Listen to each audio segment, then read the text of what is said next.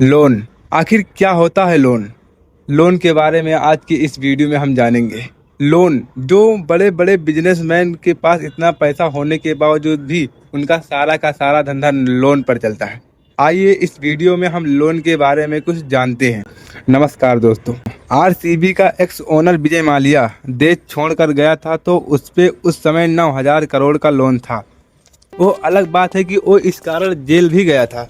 पर तुमने जितने भी अमीर बिजनेसमैन देखे होंगे उनका सारा का सारा धंधा सिर्फ और सिर्फ लोन पर चलता है। लेकिन अभी भी दुनिया के 90% लोगों को लोन लेने का असली मतलब ही नहीं पता है।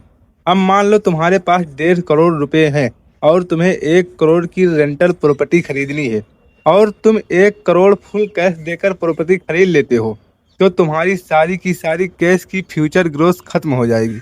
प्लस उस प्रॉपर्टी से महीने का रेंट सिर्फ 40,000 ही आएगा, जिसमें तुम्हें सालों लग जाएंगे सिर्फ अपना रिकवर करने में।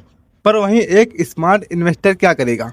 वो उस 1.5 करोड़ में से 1 करोड़ को हाथ भी नहीं लगाएगा और उस 1 करोड़ को सीधा जाके किसी म्यूचुअल फंड में इन्वेस्ट कर देगा, जो साल का एवरेज 12% रिटर्न देती है। और यहाँ सबसे इम्पोर्टेंट बात यह है कि अपने इसी म्यूचुअल फंड में अगेन एक 80 लाख का लोन लेता है 9% इन्वेस्ट रेट पर 10 सालों के लिए, और उस 1 करोड़ की प्रॉपर्टी को खरीद लेता है 20% डाउन पेमेंट करके। और ये 20% डाउन पेमेंट उसने अपने बचे हुए 50 लाख से किया है।